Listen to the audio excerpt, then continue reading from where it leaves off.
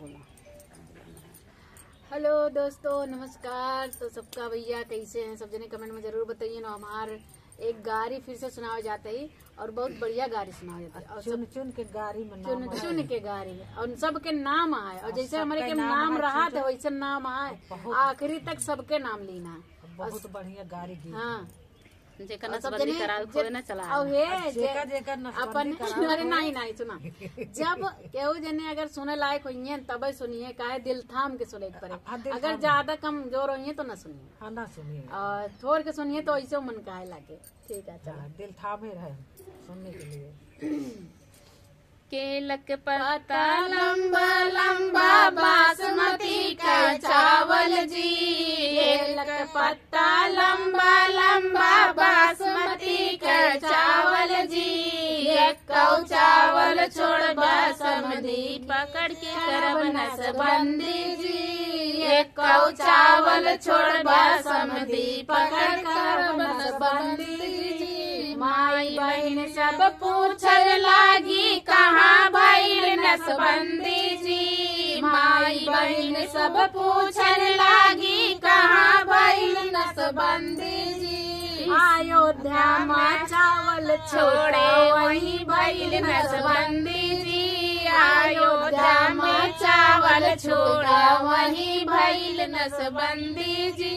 केलक पत्ता लंबा लंबा बासमती का चावल जी, केलक पत्ता लंबा लंबा बासमती का चावल जी, एक कौ चावल छोड़ बासमती पकड़ करब नसबंदी जी, एक कौ चावल छोड़ हमरे फलाने पकड़ करब नसबंदी जी, एक कौ चावल छोड़ हमरे फलाने पकड़ करब नसबंदी जी। माई बहन सब पूछन लागी कहाँ भइल नसबंदी जी, माई बहन सब पूछन लागी कहाँ भइल नसबंदी जी।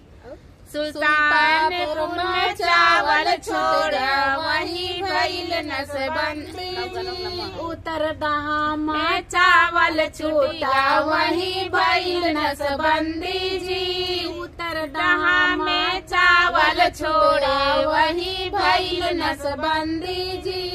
केलक पत्ता लंबा लंबा बासमती का चावल जी, केलक पत्ता लंबा लंबा बासमती का चावल जी, कौ चावल छोड़ बासमती साले पकड़ करब नसबंदी जी, कौ चावल छोड़ दुल्हे पकड़ के करब नसबंदी जी, कौ चावल छोड़ मुबारक भैया करब नसबंदी जी, ये कौ चावल छोड़ मुबारक भैया पकड़ करब नसबंदी जी।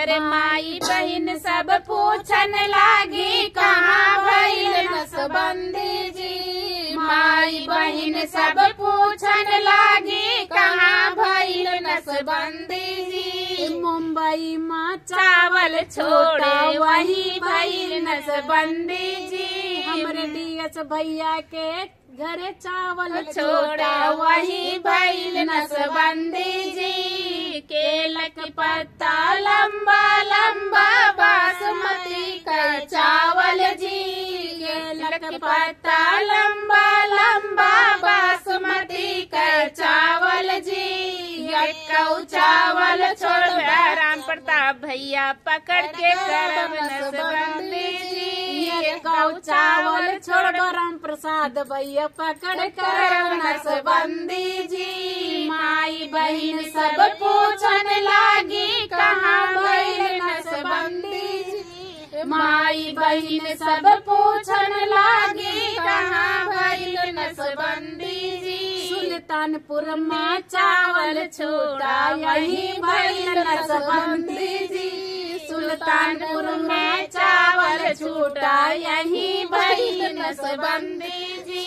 केलक पत्ता लंबा लंबा बासमती का चावल जी, केलक पत्ता लंबा लंबा बासमती का चावल जी सचेंद्र भैया अगर एक चावल छोड़ी आए मनौक होई नसबंदी जी एक चावल छोड़बा सचेंद्र भैया पकड़ करब नसबंदी जी माई बहन सब पूछन लागी कहाँ बैल नसबंदी जी माई बहन सब पूछन लागी कहाँ भैल नसबंदी जी सुल्तानपुर में चावल छूटा यही बैल नसबंदी जी सुल्तानपुर में चावल छूटा यही बैल नसबंदी जी केलक पत्ता लंबा लंबा बासमती कर चावल जी।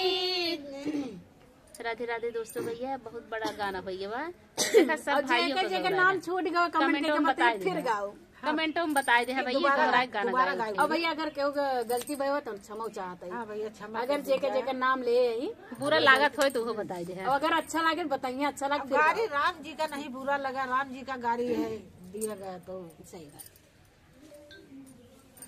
पापा